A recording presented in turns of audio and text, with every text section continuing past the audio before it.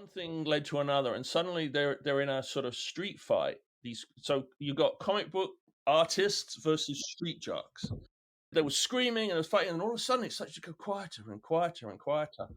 And Jeff Johnson had just slowly like chokeholded and pinched and done all this kung fu stuff, and suddenly just diffused the entire situation in this calm Zen-like manner, like David Carradine in Kung Fu.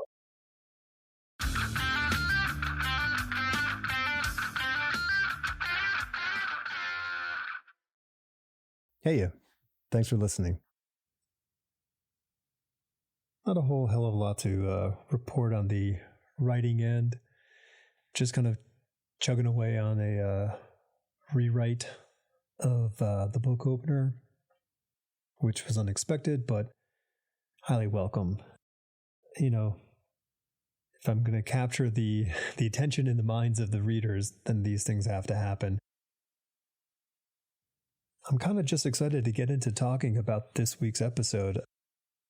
Today's guest is James Robinson, and I've loved James' work, boy, like for a long time. He's held a good section on my bookshelf for many years. I was excited to get the opportunity to speak with him. James, along with Jeff Johnson, have a new comic book coming out called Rogue's Kingdom, and they are releasing it on Kickstarter on the 13th. It'll be a 1-month campaign, and James was willing to come on and endure me for a period of time, and it was a great talk. I really didn't expect where it was going to go. James is one of these people who really knows his craft and can speak specifically to the reasonings for all that he does. I've read the first issue and I loved it. I'll be a complete shill here. It's great. There's an upcoming episode with Jeff later on in the campaign. And Brendan Wagner is the colorist, and Brendan will come on the show too for this campaign. So we're going to get a lot of discussion about Rogue's Kingdom. So get ready. If you like fantasy, that's what these are all about. I'm really looking forward to how everyone digs it, because I'm a huge fantasy fan. So to read something that is intriguing but unique is not an easy thing, especially in the comic book realm. Often things feel similar to something else. I know this is a weird comparison, but like Saga is science fiction, but it feels so different. And this is kind of feels different fantasy to me. And I like that. So, and we also get into like old anime, like television anime shows, and how much impact they had when we were kids. I know we go all over the place. Yeah, I hope you dig this. This is me with James Robinson. I was talking to a writer friend today about the idea of like commitment. It's like that commitment to make yourself almost a fool, but like, you know, that it's going to end up really well. Like, you know, like, hey, listen, just pay attention.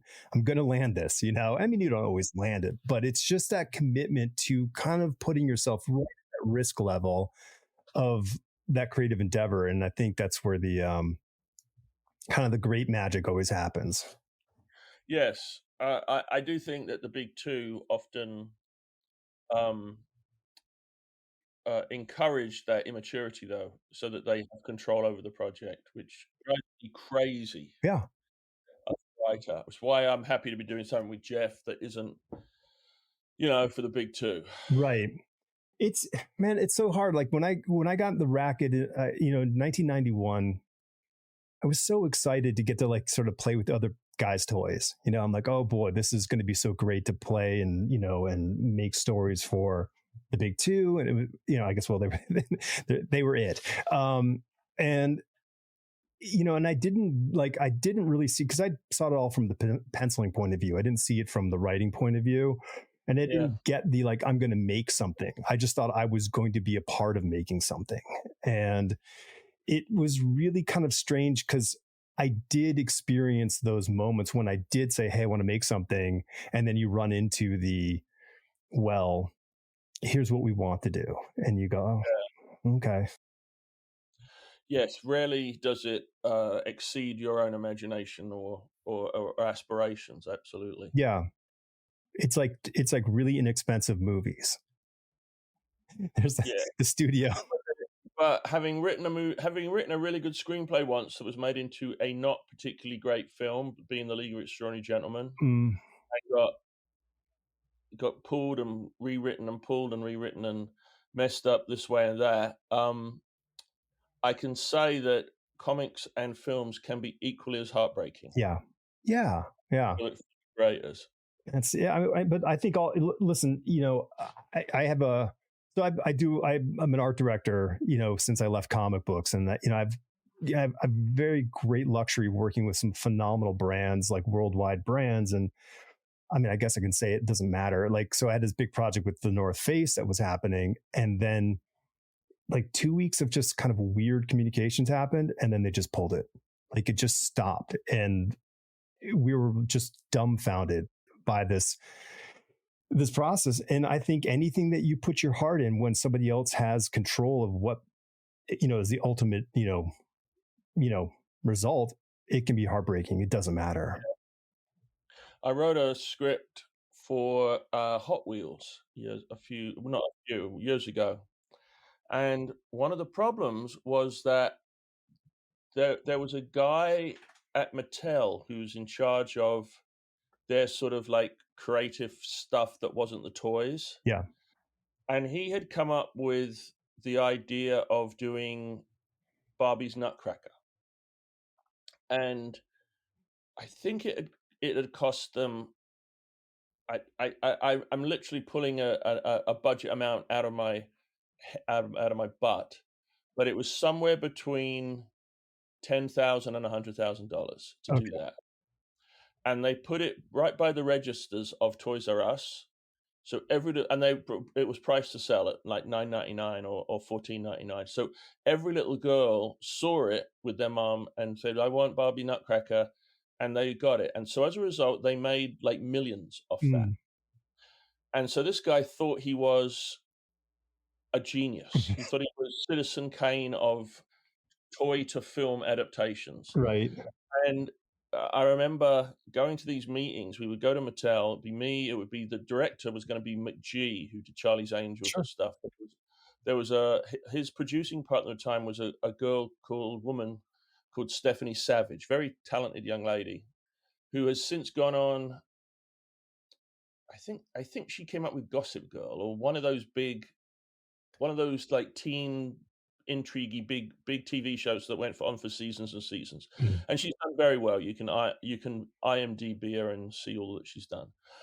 But we would go to Mattel, and this guy was there with what's that book? The Journey, the writer's Yeah, journey, and he'd be sure. like quoting from it in front of us, and uh, and the story was very much sort of a little bit like a western. The stranger comes into town and helps to clean up a bad situation. But it was this sort of alternate world where there were different kinds of car culture everywhere. The lowriders, the limousines, the Hmm. this monster trucks, and I remember to he was deciding to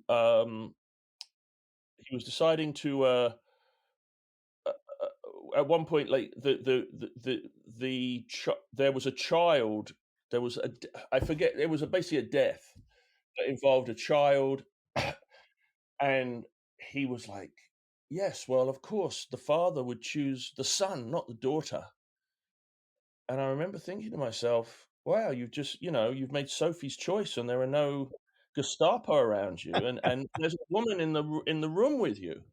So anyway, that was a long story, but that's I think an entertaining one about the heartbreaking way that people that don't get it can mess up stories. And then I did many drafts, and we thought it was moving forward, and then everybody did. Well, not everybody.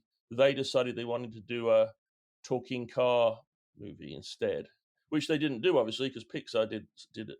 Yeah. Did it anyway. Yeah. Long story.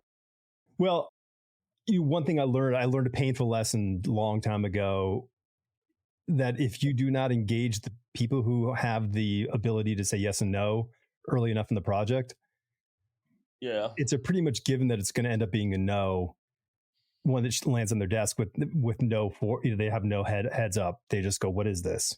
And that's the death knell. It's brutal. It's brutal. How do you like? So, I know like I have to do a lot of stuff to kind of keep my battery charged. Yes. My creative battery charged, because like, you've been doing this for 30 plus years. I mean, you look great for being so young, and For me? yeah. Oh, well, flattery will get you everywhere. I'm not sure I agree with you. I was looking at, in these things when you're talking, Mhm. half the time I'm looking at you, and the other time you're looking at me, going, "Do I really look like that?" Yeah, I know. I know. It's a real image. It's not the mirror image. So you're getting a little bit of a shock. Exactly right. We're not, yeah, because it is different, right? It's different than what we see when we look in the mirror, which I don't like doing that either. But anyway, yes, I've been at it a long time. Yeah, and like, and same for myself. And I always have to kind of find ways to kind of keep myself creatively engaged, and like a lot of things have to do with hobby activities. Like, what can my mind do that's going to like relax it to where I can open up, and you caught me strumming a guitar earlier, but like that's one of them. And then there are myriad other things of distractions, which you kind of have to balance in being, distractions from the actual work, and an ability to work better in the long run. Yes. Yeah. So what do you do? What do I do? Well, I work out. All right. It's funny, people that have followed me from my days with Starman many, many years ago, when I would Mhm. answer the letters pages, and they were aware that I collected Viewmasters. And one day I, in a fit of pique, or I don't know quite why I did it, I got rid of most of them. Mm. And I kept the clay figure ones. This is a little more than I need to say, but there are these beautiful clay figure Viewmasters that you can get that tell fairy tales and cartoons and all sorts. And I kept those and a couple of others, but I got rid of the rest. And then over the last X however many years, I've become interested in 3D photography. Mm. So I do a little bit of that 3D photography. I have a 3D camera, but I also have a camera that takes Viewmaster sized images, Right. and and I have a huge collection of Viewmasters, which and also I read copiously, Yeah. both a lot of nowadays. As I've gotten older, I appreciate the early stuff more. So I've been reading. I read a lot of newspaper collections, especially now. They've really, if you look at each month in the previews catalog, there's always some fantastic obscure 1940s uh, newspaper strip that they've collected for the first time. Sure. So that I do that. What else do I do? And I do. I was talking to some people, Hollywood people, and they couldn't believe anybody did this. But I fix up the house. So I do. I have a woodwork Mhm. workshop outside, and with miter saws and different all the drills and blah blah blah, and I do that. So that I do a lot of things like that. Yeah. Uh, and also music. So I do also. So have a huge LP collection, and because I live in Vegas, when no bands come to Vegas to play, they Wait, either U2's there right now. You've got the band. Uh, well, there's many that were angry that their album was put on um their music, their iPod. It's still, listen, it's so strange. Like, it's They have still to on they the have to do phone. it with U2. I do not think I stand with Henry Rollins on this one, that U2 do not play rock and roll. They play whatever. They play something different, sure. Not my cup of tea. That's all right. That's right. But that you're not even mid level, but like most bands, like I love the Arctic Monkeys, probably my Mhm. favorite band. They have never played Vegas, so you have to go to San Francisco or somewhere else. I'm going to Santa Cruz, not Santa. I am going to Santa Cruz, but first I'm going to with my wife. We're going to Phoenix to see a young performer called Jalen Ngonda, Oh, who's signed to Daptone. Great voice. yeah. Sounds like Michael Jackson, Oh, wow. off the wall era Michael Jackson. Yeah. And then there's another band that play sort of, well, they're not really a band; they're a trio that called is it? I can never get it right. Say she, yeah. Yeah. Who are on Coal Mine? Well, they're on their offshoot, which my mind's gone blank. They have the stuff that isn't soul. Karma Chief. They're on Karma Chief. Hmm. Trio of girls that do this amazing harmonic, like 1970s style disco. Oh, So I'm going to Santa Cruz to see them in Mose Alley in November. So planning these trips, which cost money and everything else, but it's a kind of turn them into like a fun little weekend or a fun couple of days away yeah. from Vegas. So these are all the things I do when I'm not doing the comic book projects or the TV stuff. And I've also actually written a novel, but since then I love the characters so much that I've written like a series of novellas around the same characters. Oh, right on. So I've been doing that and working out the best way to get it to everybody. Hmm. I might do a Kickstarter, but I have an idea to do it as like a hardcover book, and a limited hardcover book Right. first. See if anybody wants to buy it. There might be like 1,000 of them sitting in my storage locker. It's Forever. We'll it's see. like the thing of like, you know what? We should make a T-shirt. Yeah, I think a T-shirt would be a great idea. And then you have boxes of T-shirts. Yeah. Yeah, but the thing is the T-shirt's a weird thing because people aren't a fan of the T-shirt. They're a fan of whatever the T-shirt represents. So fortunately, people who like reading your stuff want to read books. So that's at least a I mean, I'm a bit of a I've forgotten. I feel sometimes that like I'm a bit of a forgotten soul. That's my own fault. Easily distracted and pulled this way and that by different creative things. And in comics, I don't really have much of a presence anymore. Although I have a lot of projects coming up, so hopefully that will change. You remember me, damn it. Pay attention. Yeah. And then so there's a little bit of a not struggle is too strong a word. There's a little bit of a strategy to how I'm trying to sort of get some of this stuff to the public where they're interested and they actually want to read it and enjoy it. Hopefully enjoy it. Well, isn't it? I mean, James, it's totally amazing how that shift happened. I guess, what did you get in the business started around 88, 89, around there somewhere? 89, 90, yeah. Yeah. So, I mean, I got in 1990. So like we got in around the same time.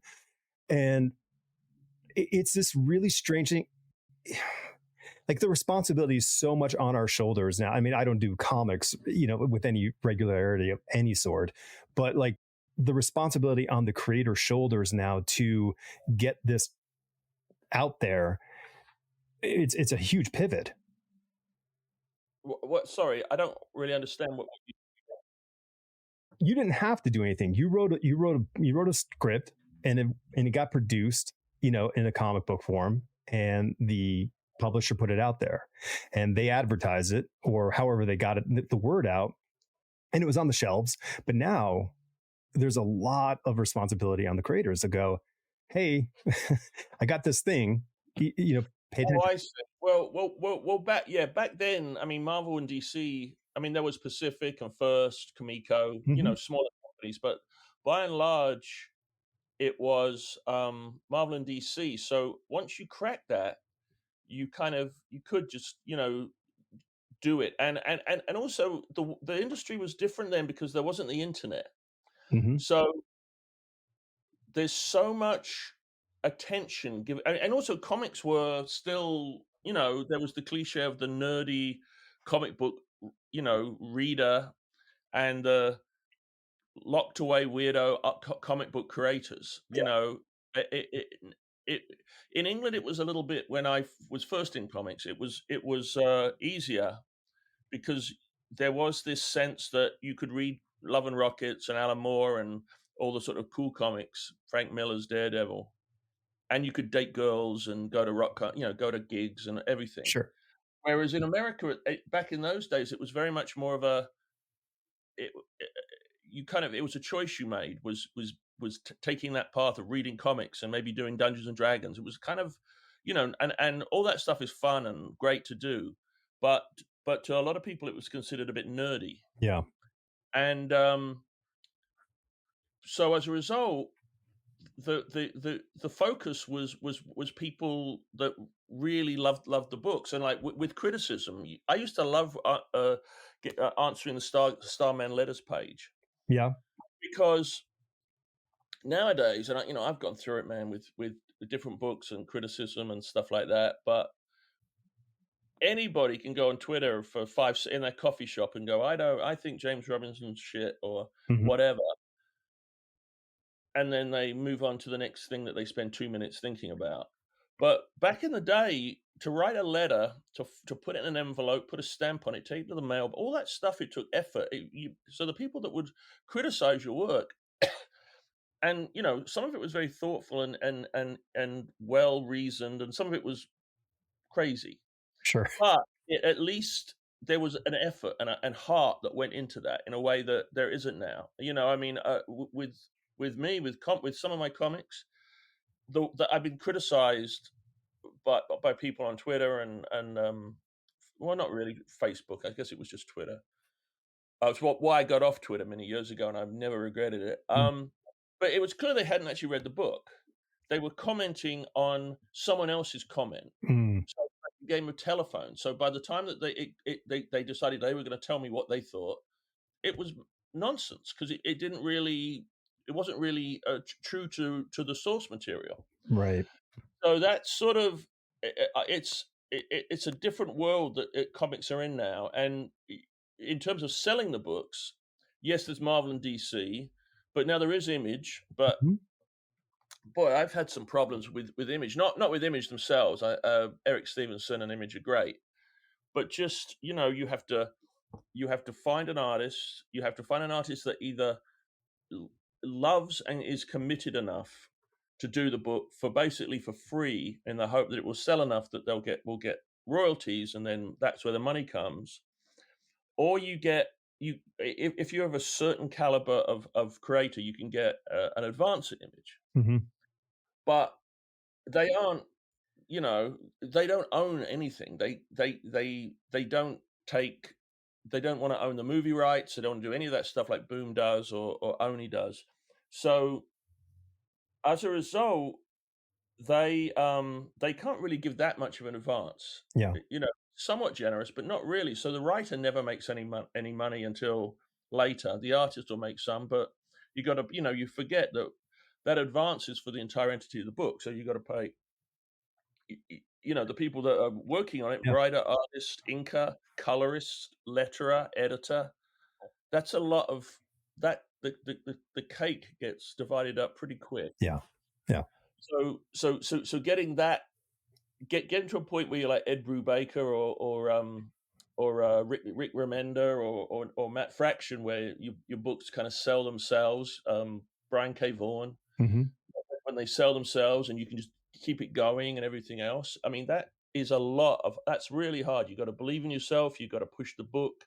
There's a lot of work to it, and the amount of times you see these Image books that have such potential, and they just kind of like fade away, and it's because it's just hard to do it when you're either you have no money, or you got to do a second job, either a second creative gig somewhere, or you've got to work at some shitty job, stocking in the back of Best Buy or something, in order to pay the bills.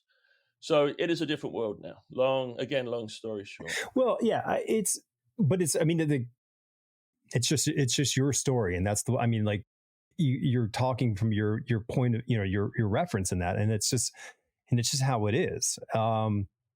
And I think we have to become a bit more of our own carnival barkers in the sense to get the word out in some fashion hence our conversation, or if you have a Twitter following or whatever your social media platform is, it's tough because even a great thing like a Kickstarter, you still got to let people know that there's a Kickstarter. Like it doesn't, like people aren't just going like, oh, good morning, Day, let me go check Kickstarter to see if there's something I like. Well, again, there are people that have it down and they know what they're doing. There's a guy, he's a friend of mine called John Flesky, Flesk Books, and he does these beautiful art books. They're wonderful. And I met him. It's actually kind of a funny story, although we do kind of agree to disagree on how we first met. But my memory of it is that he had done his first book, which was oh my gosh, the artist that does all that beautiful line work. Of course, I've forgotten, but doesn't matter. It was his first book, and I had bought it at Bud Plant paperback. And I met this guy just sort of standing there watching people looking at that book, and eventually we were talking and began to talk, and I said, well, it's beautiful. I just wish that it was in hardcover. And he said, I've done it in hardcover too. It's just not here. So I remember going over to his table and getting the hardcover version. God, I wish I could remember the artist. And it's in my library in the other room. This is just my working library. But anyway, he was doing these books, and at first I think it was a little bit of a struggle, as it always is starting out. This was before Kickstarter and before the internet was a little bit easier to negotiate if you chose to do so. Right. But eventually, he Frank Cho, all these books, Frank Cho, Arthur Adams, Bruce Timm. I'm looking over here at a few, obviously Mark Schultz and the collections, those carbon collections that Mark Schultz does at all his every San Diego. And now he basically, because he has a automatic email that he sends to all the people that want to receive it. Yeah. The Arthur Adams one, he just automatically put it out. This is what we're doing, and he's kind of got it down in terms of the tiers and how you list it and everything else. And I think he got $250,000, $250,000. Yeah, which is fantastic. Yeah. But it's taken time for him to learn to do that. So you can do it. You just got to master it. I have not.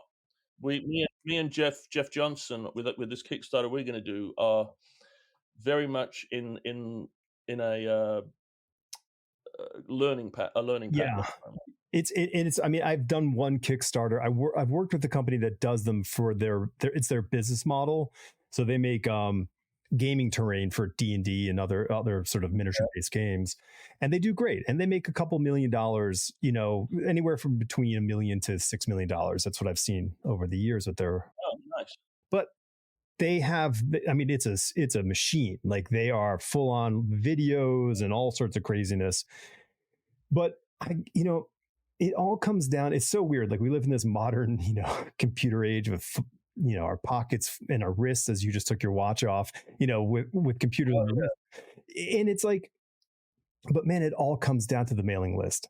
It always comes down to the ability to get into somebody's inbox and to say, hey, here's the thing. And people go, oh, I'm excited. Because like we don't have, Comics Journal and all the comic book publications, Wizard, that did that hard work for everyone of getting it out. Yeah. So someone else who's got it down in the comic world, I mean, he's one of the luckiest men, I think, in comics, is Ed Brubaker.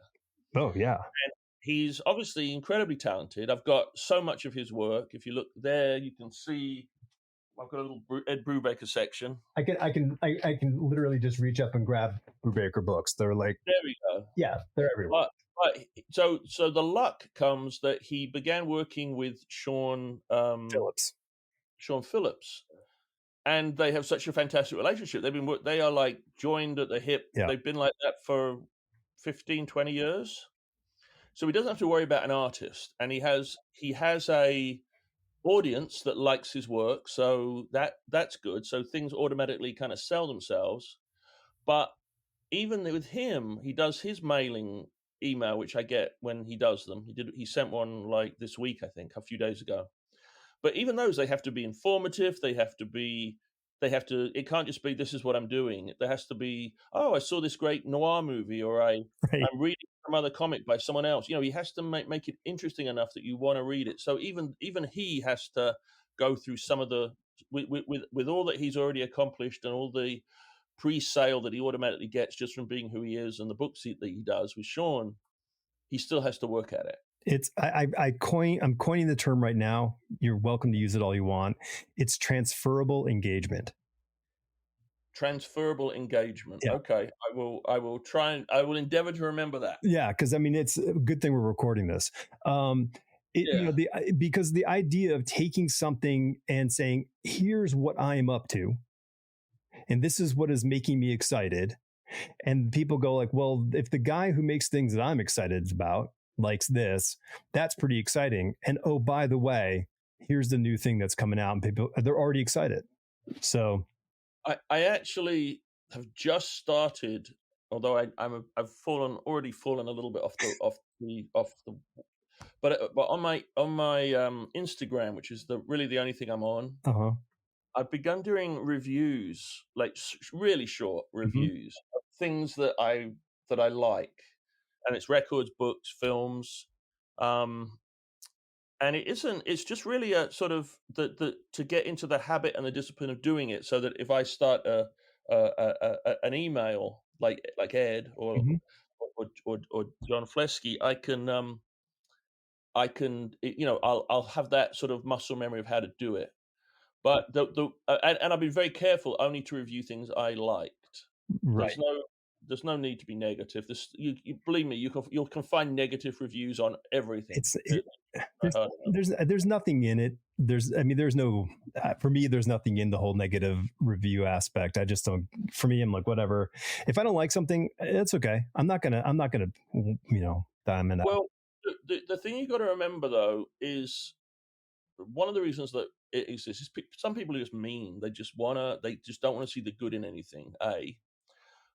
But also a lot of the articles and think pieces and all this stuff, it isn't that it isn't like the old days of the newspapers when an editor was like, hey, Casey, get me, 2,000 words on this boxing match or the boxer's life, or whatever the assignment is. Mm-hmm. It's some guy sitting in his room or some woman sitting in their room. I need to make $100. How do I get, this website or that website to take my article? So they pitching ideas. Yeah. And it was interesting because there's almost an arc. I saw it with Oppenheimer, where articles about Oppenheimer, brilliant, Kieran Murphy, brilliant. And then there are the articles, here are the things, the history, here's the things that they get wrong about Oppenheimer. Right. Because no one's interested in more. We love Oppenheimer. We've already read that 20 times, 30 times. So now we want to know what they did, what Christopher Nolan did wrong. And then finally, you're going to get the Oppenheimer shit. I didn't like it. Mm-hmm. This is why. Or worse still, it's gone away a little bit. I'm offended. I saw Oppenheimer and I was offended. Right. So that happened. Mm-hmm. I began to see those. I remember seeing with Wonder Woman. I was like, man, how can the first one? How can anybody be upset with this movie? I didn't like the CGI villain at the end, but overall I thought it was excellent. Yeah. But no, and it was great. And then one day Wonder Woman offended me, or Wonder Woman's terrible, because it's just, perfect example. Martin Short. There was an article in one of the things where someone's like, Martin Short's crap. Why do we put up with Martin Short? And that was the article. Right. But we all love Martin Short. Yeah. There is nothing better than watching like half an hour of edited Martin Short on YouTube, on Letterman, or he's the best. Roasting someone, or Jiminy Glick. We love Martin Short. And then there's Murders in the Building, obviously. And so, but if I saw an article saying Martin Short, he's wonderful, I'd be like, yeah, I know that. I don't need to read that article. But someone saying he's crap, Everybody read that. Everybody was upset by that. Everybody, and someone pointed out, which was actually kind of nice in a slightly morbid way, that most people, he got this wave of adoration from all the professionals. We're talking about how much he meant to them and what a great guy he was in real life and professionally and creatively and every way. And they said that most people have to wait till they died for people. They never get to read that stuff. Right. It always happens after they've died. So Mindshot actually got to read that. Right. But the point being is that article resonated because someone chose to take this negative route. Mm-hmm. So I've been rambling a little bit, aren't I? No. I mean, I think so. I mean, okay. One thing I took away a while ago was I stopped clicking on anything that had a number in the title. So if it's X amount of reasons, thoughts, whatever's, why, I don't want to know. Like, I don't need to read someone else's list of something just for attention. Right. And I think, it's the negative, the empirical negative cant that shifts the point of view, or not the point of view, but maybe the focus of attention.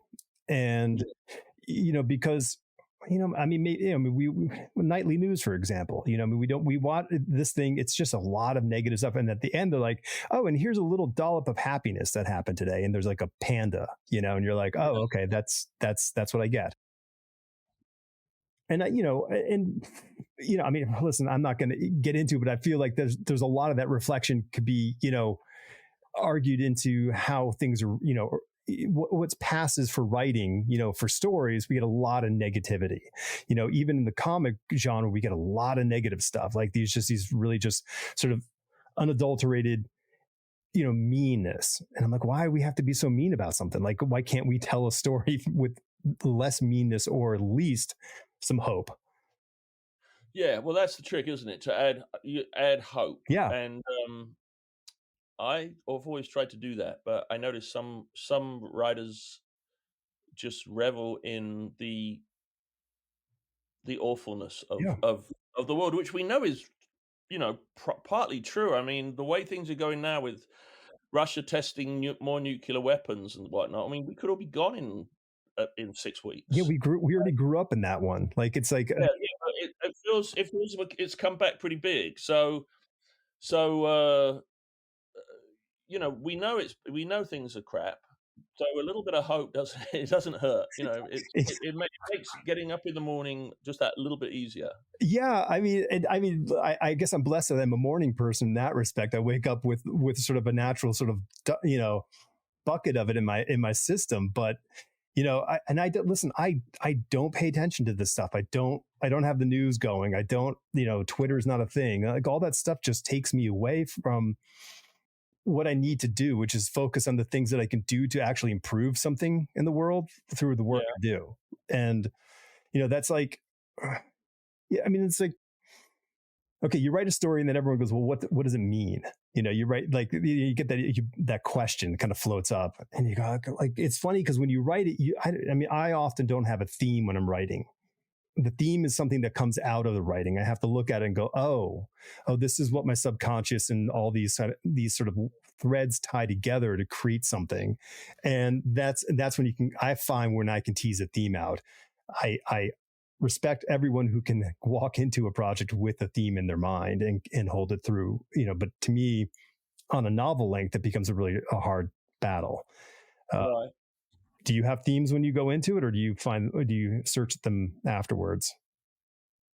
I think sometimes. Yeah. I mean, I don't think with creativity you can say there's a formula to it. No. Sometimes the idea is the ending, sometimes it's the beginning, sometimes it's the emotion. Mm-hmm. You have to find the story. Sometimes it's the story, and you got to find the emotion. I mean, I've never had a hard, fast thing. I do believe there was one time I was going to do a project. I was actually very excited about it too. I was going to co-write it with a sort of legendary writer. But then he said to me, let's just make it clear, character doesn't matter. It's all plot. Mm. And I remember thinking, and from that point on, I looked at his work and I was like, well, he's always gone into it that way. Yeah. And as a result, there's nothing you don't, in films, in comics, you don't you do remember plots, but you remember those moments more. Yeah. And like Alan Moore's Watchmen, which is, a masterpiece. Sure. And there's a story that goes through it, obviously through to the end. But there are moments of emotion in that you remember more than the moments with Rorschach, moments with Night Owl and Silk Spectre, where the comedian, where you remember it. There's so many bits in there which aren't crucial to the soup to nuts of the plot. Yep. The bits that you take with you and you remember. Same with Frank Miller. I was thinking the other day about. I mean, he's a different writer now than he used to be. Let's face it. And I'm not saying that in a bad way. He's just changed the way he writes. But I remember thinking about when did I first fall in love with Frank Miller, and it was when I was a kid, a young teenager. Mm-hmm. A Daredevil where he has to find the kidnapped kid, Yeah. and he's sitting on the roof and he's hearing stuff and he's Yep. getting rid of it and closing it. I mean, that's a beautiful moment, and it's part of the plot. Yeah, the dripping water, like he was picking everything out to hear that sound. Coughing, that's what it is. He knows that one of the guys that kidnapped the kid has a cough. Yep. And he's trying to hear that cough in the city. Yeah. And it's, like I say, it is part of the plot because the kid was kidnapped, but it's just it's a beautiful, beautiful moment. And sometimes that's the thing that you first think of. Mm-hmm. That's, Yeah. So anyway, a runaway train is plot. So, but if you can create the causality of that runaway train through characters, you're going to remember, like you go, oh my God, like, oh Jesus, like, because then you feel the weight of the guilt maybe in the person who did it by mistake or whatever the thing is. A great example of that, you put Runaway Train in my head, which is actually a kind of a little forgotten classic. It's probably John Voight at his best. And Eric Roberts, who's kind of forgotten. People forget what a good actor he was back when he was younger. But Train to Busan, have you seen that movie, the zombie movie? Yep. I mean, the plot is there's zombies and they're on a train and they're going to Busan. It's so good. But there's so much emotion and there's so many characters. That's what you care about. Yep. That's a perfect example of what I mean with it. It's those moments that you remember, those, and at the end, I mean, I don't want to ruin it for people who haven't seen it, but one of the main characters' sort of heroic ending is so beautifully done. Mm-hmm. Yeah.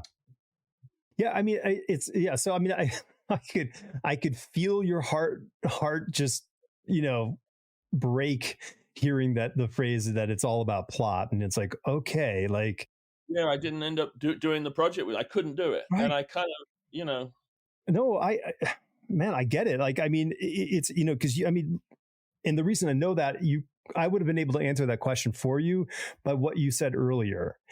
And when you were talking about your novel and how you fell in love with your characters and wrote novellas about, with them, like that is the thing, like, I like writing comic book scripts. I really do. I love the medium. It's my first love in life. But after writing a novel, it's like, for me, I'm like, oh, well, this is where I get to actually be with characters and really kind of, because like all those moments in cinema or television or in comics, that those little moments that add up to make you love these characters, you get to do that as much as you want. It's, well, the one thing I'm sort of enjoying is, so I should say that I'm having a nice little bit of success at the moment with some projects. I have a couple. I will get into talking about our projects later. There's a couple of projects that will be announced soon-ish. I'm doing them at Dark Horse. I'm loving working with them, and I would have done more at Image, and I still would like to do more. But I have had such bad luck with artists flaking and ghosting and and it's so it breaks your heart because you put so much into it and then it dies on the vine because your artist is unprofessional what have you. Um, so when I'm with these books, the only person I can blame for them not being as good as I can make them is me. Hmm. So there is a sort of independence and a sense of triumph and just enjoyment and also like just enjoying the written word Yeah. is as you write prose. I feel that you kind of continue to fall in love with the written word, and also I think if you can almost as you read, the more you write, when you read other people's writing, you can see people who are writing because it's their only means of income, or it's a gig or something like that, as opposed to someone who clearly really loves what they're doing. Yeah. Oh, for sure. And it's yeah, I know. I get it. I mean, because it's like someone was asking me about writing comics. I'm like, I mean, like I have a story that I years ago that John Paul Leon and I were going to do together, and I was sort of not in the mind of doing comics at the time. So, you know, it was like, well, maybe one day we'll do it together. And I have it, and it's a originally a Marvel idea, and I stripped it away where it's a neutral idea. I could do it with a different character now. And I'm like, I know I could probably sell this to Marvel. I could probably get an artist of, you know, close to John Paul's caliber to sign on, because the sentimentality of the story that it carries and the quality of the story. But I'm like, I just go like, do I want to put that in there for them, you know, like for Marvel in that sense? And I'm not bashing them. Like, I worked for them for 10 years and it was my childhood dream come to life. But you know, I think I just like, for me, I'm really much more into being able to make the thing that I want to make, which I didn't give myself that permission in the 90s. So I feel like it's about time, you know, to take that permission now. Yeah. Yeah. I haven't. I mean, I'll ask you when I see him next. But I've always wondered whether Robert Kirkman, Firepower Mm-hmm. with Sam Neill, doesn't that feel like it was a pitch for Iron Fist Yeah. that got rejected, and he turned it into his own thing? Like Oh, Danny Rand is now in the suburbs, and maybe it's Misty Knight is the wife, and feels like, you know. And as a result, Firepower is just so much better. It's than yet another Iron Fist story. right, right. And, you know, not bashing the man with the iron fist, you know, I mean, there's some great tales have been told, but, you know, I don't know, man. Like, this is I mean, and I mean, you've had them yourself. You've had the ones where you did the thing for yourself, and those stories resonate. Yeah, yeah, they do. I was lucky with Starman that I had Archie Goodwin and then Peter Tomasi editing it, and it was a different DC, a different time, a different world. But I was able to put a lot of real emotion and personality Mm-hmm. into that book in a way that I don't think a lot of people would get the chance now. I find, and I am sincerely not knocking people that enjoy Marvel and DC, but Right. at least for me, and I think for when you talk to a lot of people who are our age or a bit younger, certainly a bit older, there's only so many Batman stories that you want to read. Like like there's more Joker's back. This Mm, who I don't care. I mean, and I'm not saying those stories aren't wonderful stories written by talented writers and drawn by amazing artists, but after a while, you've just read. You know, I want to read fresh, original, emotional stuff from creators giving me their true yep. things and original creations. So and you know, again, I stress I'm not knocking people that every month go out, every week go out and enjoy their Marvel or DC thing. Listen, I was one of those people for many, you know, for a long chunk of my early life. Yes, but you just one day it just wears you out, and you just and then the more you know about in the internal workings of the industry, that can be a little bit disillusioning and heartbreaking too. That doesn't help. Yeah, But you know, I mean, I do appreciate things like that. DC tries to do, at least of recent, do some auteur based kind of works. You know, okay, we're going to get, you know, one or two people coming together and telling a story that's not part of the canon. They can just kind of come up with their own thing. So, you know, I'm thinking of like Cliff Chang doing his his Catwoman thing. You know, it's like, okay, like here's your story, do your thing.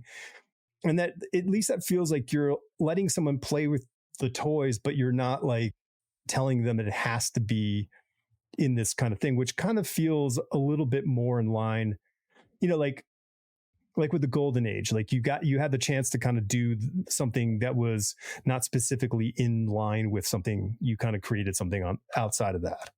Right. Yeah. Well, I think, I mean, again, it was a different time then. Yeah. You had the thing I noticed now is um it feels like both Marvel and DC are constantly doing these Yeah. events. Like the events become events, become Mhm. events. So so it, so everybody that's writing those books has to kind of work to the beat of a drummer that's not theirs. Right, it's a click track. Yeah, a little bit, Yeah. and once in a while, like I haven't read it, but I've heard great things about. There's a Nightwing, Tom Taylor's Nightwing book. Okay. I've heard there are those little, and quite frankly, I tried to do that with Scarlet Witch back when I wrote that. I wrote 15 issues of Scarlet Witch back in God knows when, a while back. Back when what's his name? Who's the guy that owns Marvel? That's a big trumper, big Oh, mag. wait, Perlman? Oh yeah, Ike Perlman. Yeah, yeah. So everybody knows the story, I'm sure. But Ike Perlman was pissed off at Fox for not letting them use the X-Men or giving them back the X-Men, because at the time they had Fox had bought the X-Men or licensed them from Marvel when Marvel was Bankrupt. bankrupt. Yeah. Yeah, so he was so pissed that they wouldn't just roll over and give him what he wanted that he said, "Okay, we're gonna mutants are bad." Sorry, Perlmutter. Perlmutter, Sorry, Ike Perlmutter. it finally hit me. Yeah. Bad. And so Marvel had this sort of turd dumped on their desk, which was, we have to make the Inhumans into like our new mutants. Right. And everybody was doing their best. Charles Soule was kind of given the job, and he's a good writer and a good guy, but it you can't take butter and turn it into marmalade. Like, they were two different things, and I don't know why I'm talking about this one. Why did I get into this? I guess the fact that you have to sort of uh The click sometimes follow track. the publisher's path without, and you lose track of your own voice. Yeah. I mean, to use Charles Soule as an example, uh I think he did the best he could with the Inhumans, Hmm. and and there were some good stories, but I think he was handicapped. But then his She-Hulk, which I think I even have, which was him. He is a lawyer. He was a lawyer, so he and Javier Pulido, great artist. I Oh worked yeah. with him, wacky guy, but a great artist. And that was him following his story, She-Hulk. Yeah. But they don't always get the chance nowadays. Yeah. And I think back when I was doing Starman, and back when there were some of these other books being done, the books were allowed to grow. They were allowed. They didn't have to fall into this event thing that seems Mhm. to go on for months now. I remember with Starman, there was two of them. There was one where the sun goes out, and there was another one.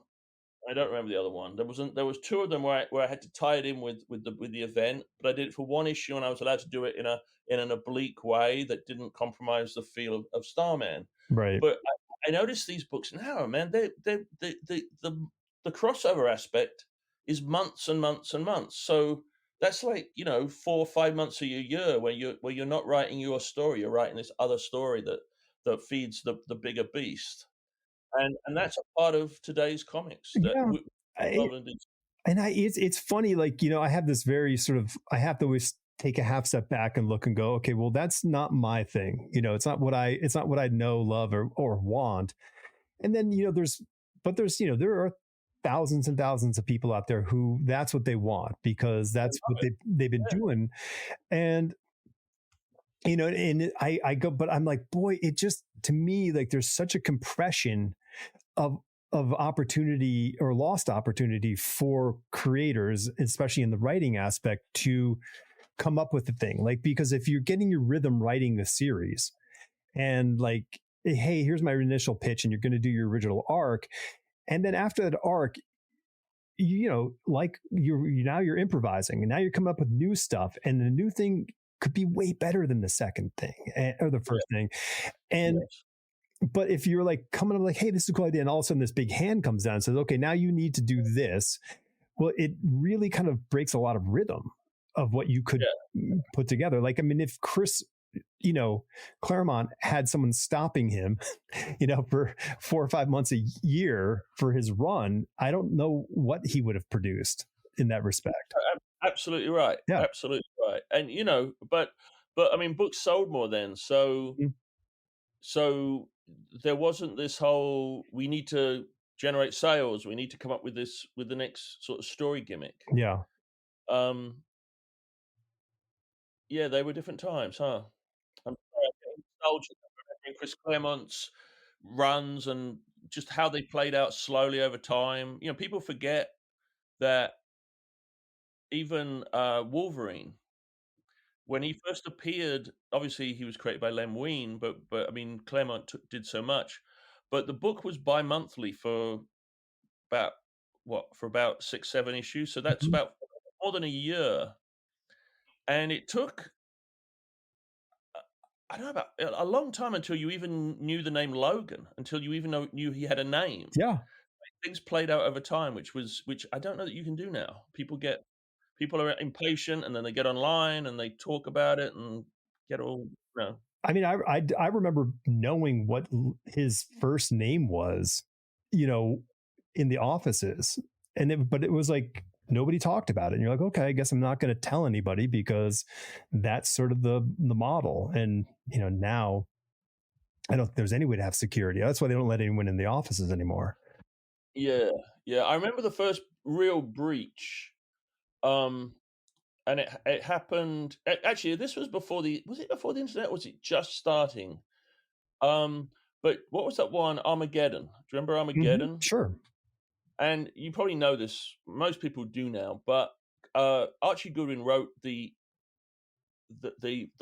introduction, the first story that then became the crossover, and that it was that in the future that one of the heroes of today would become this villain who would come back and mess up things. And it was meant to be Captain Atom. And then someone leaked that. Someone in the mailroom or wherever decided they were going to tell everybody. So that became common knowledge. So at the last minute, they turned it into Hawk, from Hawk and Dove, who was Armageddon. Gotcha. And that I guess it worked, but it didn't really, because from the start, it was, when it's meant to be one person, you have to shift gears because of something out of your control. It just messed it up. But that was the first time I remember one of these confidential bits of info got out before it should have. But I mean, now you got to be very careful. Yeah, I mean, I guess the whole thing is that the twist and the secret is all the cash value of a lot of stuff these days. So you have to, lock and key. All right, so I'm gonna let me just try to get a little bit of the how long you've been in the States. I came to the States New Year's Eve 1988. Okay. So 1989 is when I came to the States. And was it with the intention of being in this business or something else? Well, I had written a graphic novel called London's Dark for Titan Books. It's the first thing I did. And then what happened? Oh, and then when it was still in black and white, it's black and white. When it was still in photocopy, when I was trying to get reviews for the back covers and stuff, I was very fortunate. There was a UK comic convention, and that year, Matt Wagner was there, and so was Archie Goodwin. And I think for somehow or other, I had gotten these books. Somehow Matt got it even earlier. And he told me at the time that he was going to take a break from doing Grendel. It was going to end with issue 40. And he was still at Kamiko. Yeah. The book was still being published by Kamiko. So did I want to do the Grendel Tales story that I ended up doing? Did I want to do it while he was taking a break, and then he was going to come back with War Child? Okay. And of course I said, that's great. Sure. And I wrote there's 2.5, it's somewhere in a storage locker somewhere in the world, I think. Still, it hasn't been destroyed. Philip Bond did the first 2.5 issues of my Grendel Tales for No Kamiko. way. Really? And then Kamiko went bankrupt, and because it was, it just was the way it was back then. If you signed the wrong deal, you kind of got screwed, or where First Comics own pieces of this book or that book, and creators had to go to become sue them to get it back. That sort of thing was going on with Kamiko and Grendel, and Dark Horse came in and sorted it out, and it became a Dark Horse book. But that was about 2 years. There's a point to where I'm going with this. That was about 2 years, and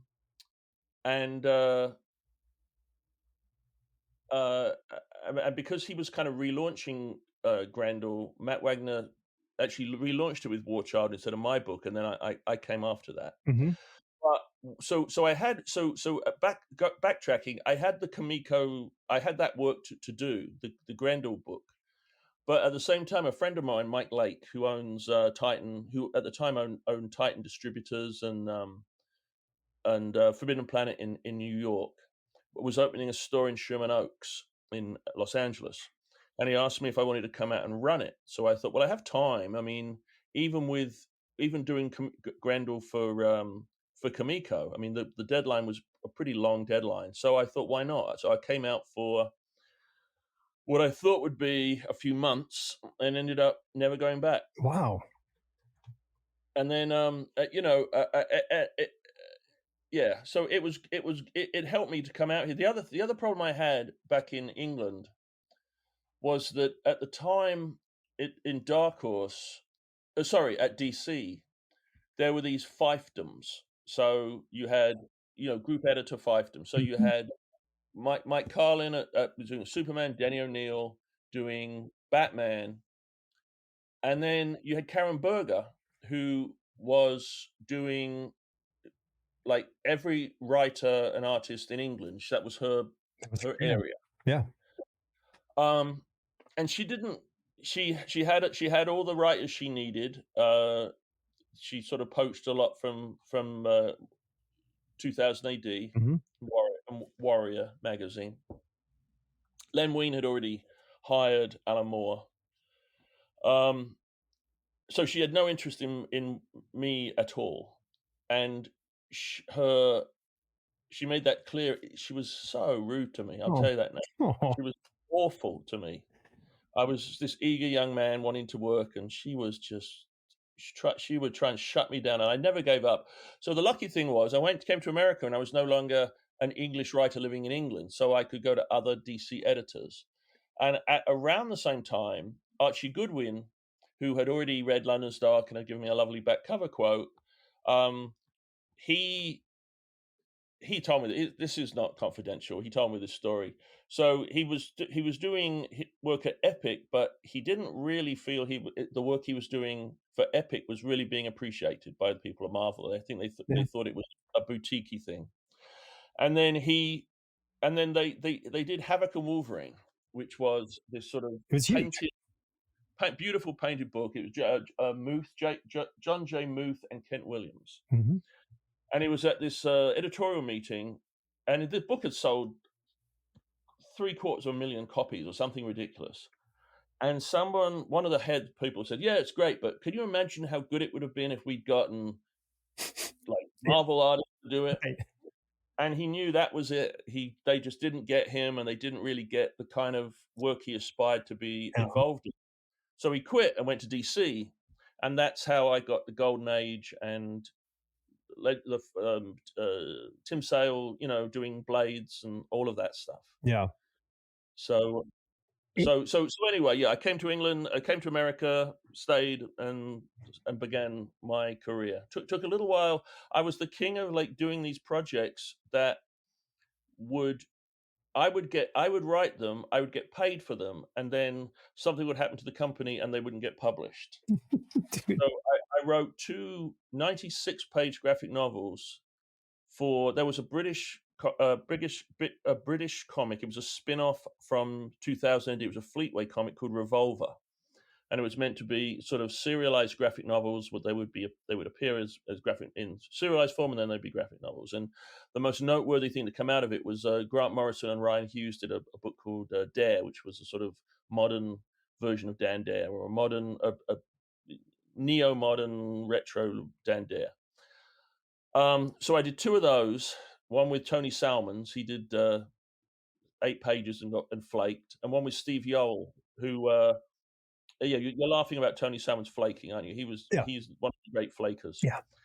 And then Steve Yoel, who isn't, he's a really good guy, great artist. But the book, anyway, they got cancelled. It was neither of those got published. I then did remember First Comics did those classics, beautiful classics illustrated. So they did Bill Sienkiewicz did Moby Dick. Yeah, I bought that. Yeah. So I did Goethe's Faust. Oh, okay. Yeah. Imagine adapting that into a comic book, man. That was hard work, but it was a good challenge, and it was going to be done by the Panda Brothers. Oh, okay, good. And they were like, we want you to bend the rules and make it new and for instance, if we did the Tin Man in Wizard of Oz. I remember this being an example. The Tin Man in Wizard of Oz. What if the Tin Man was a giant walking Coke machine, Coke bottle? Yeah. And so they wanted that kind of thing. So the Panda Brothers did some initial work, and there was like, I don't remember. It was like some company logo they threw in, mm-hmm. and it was like they had drawn a gigantic shit and sent it in. We can't do this, we can't do this, and then in the time it took them to find someone else to draw it, I think Bernie Moreau was going to do it. If you remember, yeah, sure. First went out of business. Yeah. So that I got paid for that, and then there was one more. I did that and didn't get paid, and there's a whole Hellraiser story I did that never got published. Painted, beautiful. Yeah. And then eventually, as all this crap was going on, Archie got to DC, and I started with the Golden Age and Dark Knight, and then eventually got Starman and carried on from there. Yeah. Well, listen, I think anybody who's, in the business for, as a professional for more than 2 years is going to start accruing those stories of all the projects that just, and they can be done. Like I have a whole issue of pencils of Luke Cage that I did. Never made it to print. And after like a few years, I got a box and they're like, hey, here you go. They just sat. Wow. It just sat in the files, and then they just said, okay, well, we're never going to print these, so here you go. Oh, that reminds me. Actually, when I was in England, I came to America. I visited America. I made friends with an artist called Mark Badger, and I came out to visit New York. And I went into the offices, so I got around Carenberga this way. But I could. But once I went back to England, I couldn't do it. It was so. These 5 films, which sound so ridiculous now, they really were a pain in the butt back in the day. And he was editing Secret Origins, so he gave me to do the Secret Origin of Dinosaur Island, and so that was the first DC work I wrote. Mm-hmm. And I have pencils. I can find them probably. I should put them on a. I should start my own website and put some of this shit up actually. But Tim Burgard, who. God, I don't even know what he's doing now. He did a little bit of comic book work back in the day, but I think he found it was more better paying and easier to do animation and storyboards. Yeah, he did all of the pencils, which were then lost because during the move from DC, the old right, from 6 to 17, whatever on 6th Avenue. Yeah. So, but so that was actually, but that's another example of things just get sat on. Yeah, it's I mean, it's a thing. I mean, that it's just part of the business, and like you said, companies go under, and regimes change and a lot of stuff, so a lot of things just kind of sit there and lie fallow, or just someone walks up and shoots them in the back of the head and moves on. So Yeah. it's a heartbreaking. Yeah, actually, I have a Pander Brothers story that dovetails nicely with your point, with Archie's point of view or his observation. I was in the group editor's office for the X-Men books in the 90s, and they were lamenting, like, I guess, a dip in sales, and they were trying to figure out how to generate more sales and looking for new artists. And of course, after I failed to lobby my own case, I said, well, you should just do things that are unexpected. Like, you should make the books beautiful and interesting, and like hire the Pander Brothers to do some X-Men stories. And they looked at me and they're like, who are the Pander Brothers? So, Yeah, there's no way they would. so I was like, okay, well, this is a no hope situation for me. And yeah, so it was a quick conversation. All right, so what's going on? You've got this wealth of things. By the way, say the name of the novel. Is there any way for people to get your novel, like the printed novel? No, this is what I'm hoping to do. Okay. Is launch it once we've done it. Me and Jeff have done this Kickstarter. Yeah, which we'll talk about in a minute. This will educate me enough that in the next few months I can do a second Kickstarter that would just be me doing this book. Okay. And I'd like to do a hardcover. I'd actually like to kind of do it as a hardcover, like those Wandering Star. Do you know those Wandering Star books? Yeah. Wandering Star, for people that don't know, was a beautiful hardcover editions that were done as a way for the people that had the film rights to Solomon Kane to do a film. So they kind of it's a little bit like the people that wanted to keep the Fantastic Four rights, so did that shitty Roger Corman Fantastic Four movie years ago, never intending for it to be released. With Wandering Star, they actually instead did these books that were very reminiscent of Scribner is a publisher that would do these incredible children's classics or adventure classics with N.C. Wyeth illustrations, Maxfield Parrish illustrations, etc. The most, one of the most famous being N.C. Wyeth's Treasure Island. Yeah, sure. We have a copy over there. So they did these versions, and they got Gary Gianni, Mark Schultz, different artists to do beautiful dust jackets and plates inside, and little tiny spot illos at the chapter headings and things like that. So I don't know if I can pull this off, but I would like to try and find an artist that would want to do that aspect of it with me and do a hardcover. Yeah.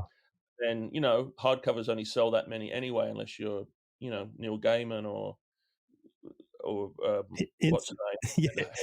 We know what's his name. We all know him. Yeah. So do that and get it out that way first, and hopefully get some buzz. Mm-hmm. And I mean, there's so much I have to get done though. I have to get this website that I'm sort of putting together finally up and running, so that I can begin communicating more with my readers again and coming back into the real world. So there's that. And then, but by the end of the year, I hope to have that in a place where people can read it. Right on. We'll you and I will talk a little bit after we stop recording. Yeah. I can give you some names and some stuff to think about with that. I would love some advice on that. Yeah. And then we have obviously we're doing the Kickstarter, and then I have 2 projects with Dark Horse. I don't think they would want me to start talking about them just yet, unfortunately. Fine. But they're with great artists that I have been working with, and the editor Daniel Chabon, who is Michael Chabon's brother. Oh, okay. Yeah, my favorite, literally my favorite author. So his brother, fantastic editor, really nice. So that's been going very well. I'm enjoying it. And then I have one more project that I'm also doing with another pretty well-known artist who is, once he kind of pulls himself away from some personal stuff that he has to finish up, he'll be starting on that. So I have those going on. And then the books. the book, Yeah. the writing, and then the Kickstarter with Jeff. Okay, well let's talk about Rogue's Kingdom. Yes, Rose Kingdom. So, but the backstory is I've wanted to work with Jeff since the days of Wonderman. I used to go up every WonderCon back in the early days when it was in Oakland, Yeah. Okay. and the sort of what I would do each time is I would go up a couple of days early. I'd hang out with an artist friend of mine, John Estes, who I did a Batman Dead Man painted book years ago for Archie, and we would smoke weed and play golf.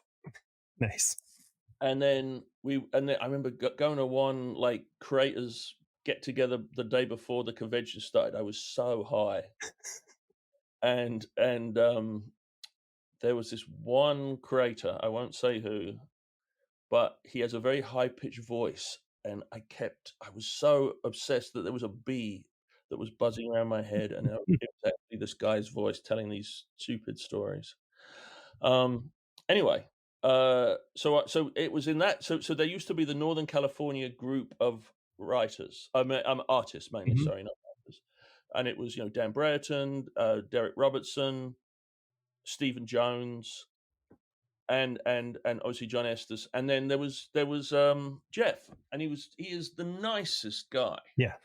He's always been the nicest guy, and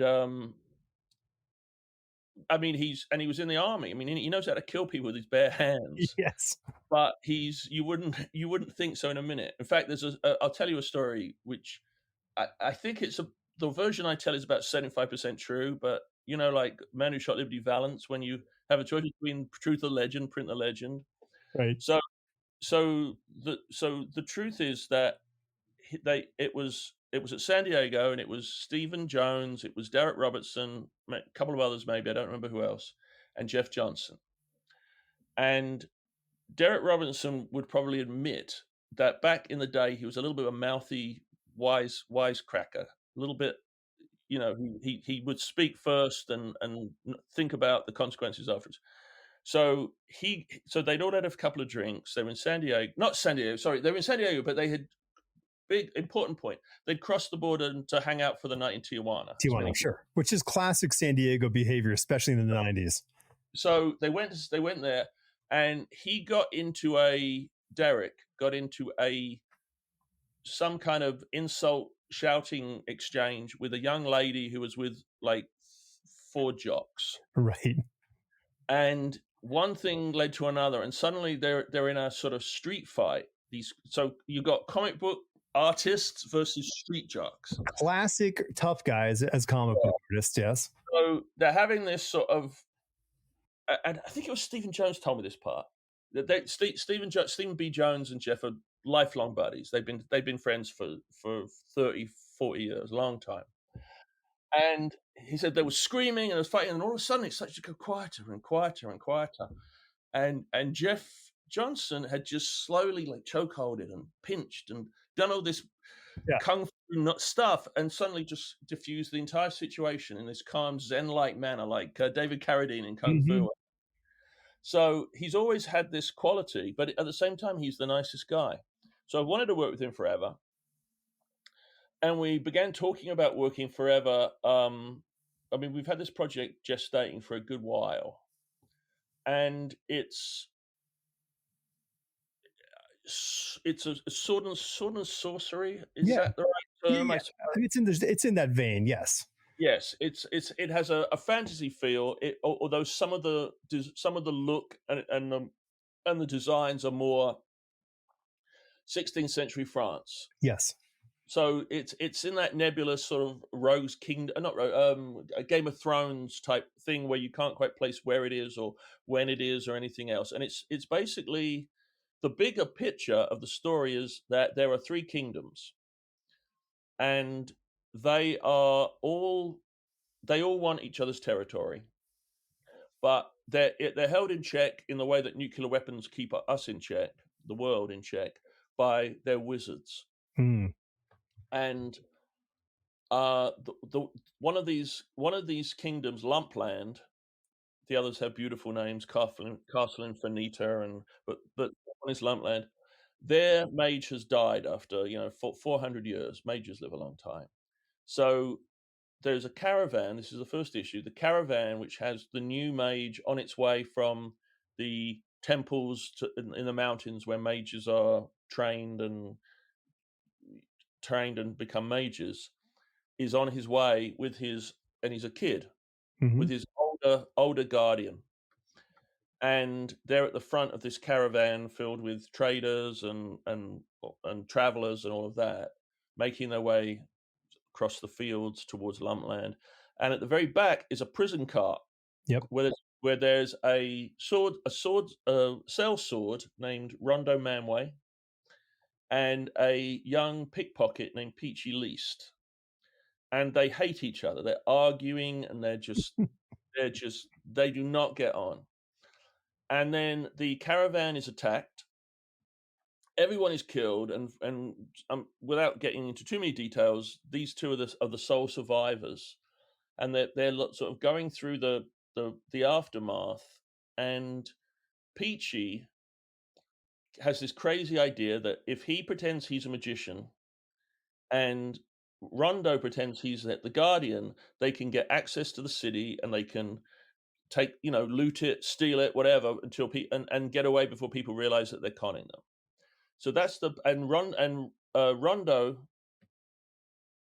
agrees. He has reservations because he's not a kid, and he's been down a few of these paths where things don't end so well in all his years. But he agrees. But almost immediately, it's a bigger picture that obviously the caravan wasn't attacked by bandits. So the target was the mage. There's more to it. So it's them not wanting to get involved in this bigger drama, and yet they both develop consciences and go from rogues to heroes over the course of the series. And at the same time, the king has a daughter that at first he thinks is just the normal princess, but her name is Terra. What is it? Terra, Princess Terra. But her sort of nickname will become Terror, like Terror, because she at night goes out and has learned to sword fight, and she's this sort of heroic, swashbuckling young girl in her own right.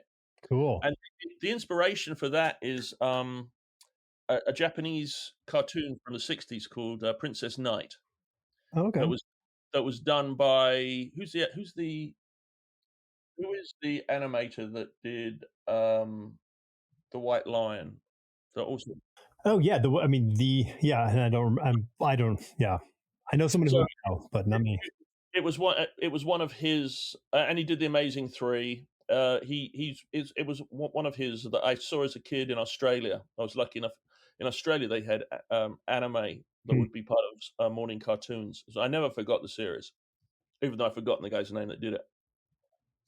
So she's another part of it. So there's all these different characters, and at first they're dealing with Lumpland, and then they eventually will go to Castle Infinita, and there will be dragons, and there'll be all this fantastic stuff.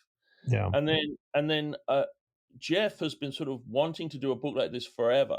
Dude, he's such a fantasy. He loves fantasy. Like he may outdo me in my obsession with fantasy. Like so he so he's decided that this series he just wants to try and be Hal Foster. Oh my god, the composition and the world building he's bringing into this with the drawing is next level for him. How much have you seen? I'm not sure how much. Issue 1. So he's just issue 1. You haven't seen issue 2 yet. No. Okay. Yeah. So it's amazing art, beautiful art, and then we have talking to Matt Wagner earlier, but his son Brennan. Yeah, I mean it's crazy. I remember when Matt's wife was pregnant, like going up there, she was pregnant. I remember Brennan as a little tiny boy. He was like 3 with bright yellow hair. and now he's the colorist for the book, He's and he's great too. He's a really good colorist. very good colorist. Yeah. So that's the book we're launching, and then in the back of each book, I'm doing a text short story. Yep. I read one of I think Jeff passed one of them on to me. So I read that. So yes, so it will each issue will have a text short story, which when obviously at some point we will collect the arc by arc. This is something I learned from Brubaker actually, which is that at one point we were talking, me and Ed, and I said I would love to write some crime fictiony article for the back of whatever. This was back when he was doing comic books. Now they just do those hardcovers. Mm-hmm. And he said, well, that's fine, but you should know that it will appear once and never be reprinted because it's the reward for people that bought the comic and didn't wait for it to go to trade. Yeah. And I always thought that was a nice idea. I mean, comics are expensive, and there's nothing worse. I mean, if you're loving the series and you buy it issue by issue, it's one thing. But when you're kind of buying a series and you're like, it's okay, and then issue 5 comes out or 6, and then the trade comes out a week later, and you're like, boy, I could have waited and just read the whole thing and saved some money. So having something that is only in the comic, I think is important. It means a lot to me and to Jeff. Well, it helps it be or maintain the ephemeral nature of comic books. Right. So, by the way, did you like my prose style? Yeah, absolutely. Yeah. I'm not afraid of a bad answer or something like that. Yeah. But yeah. So it will each issue will have a prose story that will and I've written them all. I'm actually quite proud of them. And we have alternate covers by Dave Johnson, Ryan Sook, Brennan Wagner, different people. Yeah. I mean, we have all the things that would make a great tiered set, the tiers of a Kickstarter. Yeah. We have it already, and I believe we're launching in 9 days. Okay, so let's see. Today is the 4th, so that would be the 13th. Yes, that's right. The 13th. Look at me doing some big math. Oh, no, that's right. And Jeff is having a live cam drink and draw party on the 13th at his local comic book store. I think I will be on a TV screen somewhere chiming in. I'm actually on the 14th. I'm going to Phoenix to see Jada Naganda. So otherwise, I would be there. Well, you can say hi to Jamie and Steve because that's Rogue City Comics, which of course is appropriately the name for your book. Yeah, they're great. I have family who live in the same town as Jeff lives, so I get to go out there and hang out at that comic shop and enjoy Medford, Oregon. Oh no, I know everyone know that Jeff lives in Medford. Now he's going to have to choke out some more people. Oh yeah. Well, I mean, so Kickstarter. It is a job. So it is a lot of work, and it's an emotional roller coaster that you can be as prepared for it as you want to be, but you're going to feel it. There's no way around it. What aspect, what brings these waves of conflicting emotion? So the first thing that happens is you're really anxious about getting everything in order. And I'm sure I've talked to Jeff and he's just like, there's so much to do. And there's a lot to do to get this whole thing kind of squared up so you can get it, to have all your tiers organized, to have all your graphics together, to get all this stuff put together. So when you actually do go live, you can layer it all out. And then you go live and you're just like, oh my God, is anybody going to do anything? And there's two sort of things that happen. Very little action happens, or you go boom, straight up. And it's this explosion of like, whoa, kind of response. Yeah, okay. I'm already Yeah, getting no, and I'm telling you this, and you can listen to this 100 times before you go live, and you're still going to experience it, and then it's going to feel like is what I call the trench.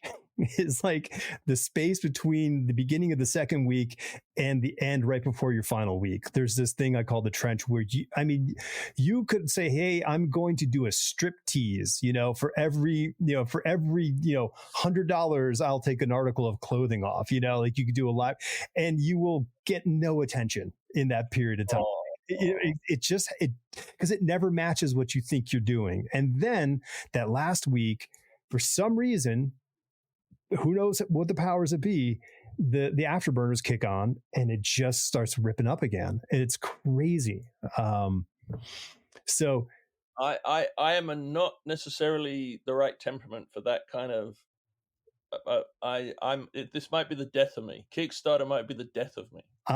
Download a meditation app and quickly begin a meditation process.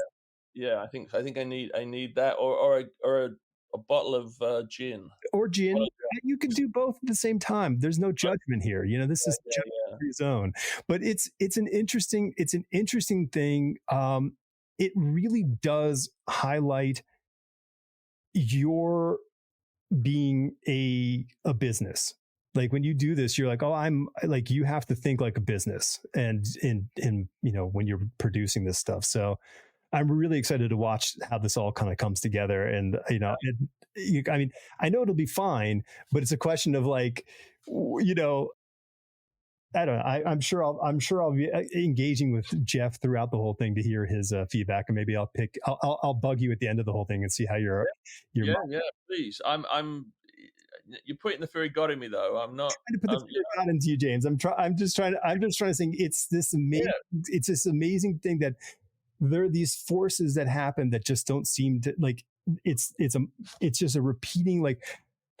It's like a detective book or a romance book. There's a model, and you just write the story that fits within the model, and that's and the readers will be satisfied. Well, for some reason, Kickstarter has a model, and that's just kind of how it goes.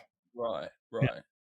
Yeah. And you have lots of friends. They're all gonna pledge. So I hope so. I take if I have one flaw, if one of my many flaws, I should say, is that I do tend to go off in my cave, and friends forget about me and I forget about them. And it's not that I don't love them or care about them. I just I've always been a little bit of a loner. Yeah, I'm very much can identify with that. I like talking. If this isn't obvious. Yeah, I can see that. That's a good trait. But I was from a mixed family, so I have lots of siblings, but they're all halves and steps, and I'm the only one from my parents. So I'm very much like me, and I have to really be shook out of my own space at times to remember, oh, I got to call my friend back who's called me like 6 times, and this is like my best friend. I'm like, okay, hey, what's up? And he's like, I haven't heard from you in a while. I'm like, it's not you. It's just my mind. Don't worry. Yeah. And it's not by the way, the more I talk to you, is it possible we met like 30 years ago? It's very possible we met 30 years ago. I mean, I went to San Diego a bunch of times in the early to mid 90s, and I lived in Manhattan for 25 years, so I was at the Marvel and DC offices all the time. Yes, there's a familiar quality to you. Not a bad quality at all. Is it a high pitch annoying sound that makes you think there's a bee when you're high? No. That's someone else. I would never be mean about someone, but boy, I'm just kidding. And I bumped into him at a convention not that long ago, and he still has that same annoying voice. Right. I wasn't high at the time, thankfully. Well, now you know the deadly combination. It is legal in Vegas, but I am not the pothead that of your previous years. I was never a huge pothead. Yeah. The problem is, this is an odd thing to admit, but when I was like 9, I asked my mother if I could try a cigarette.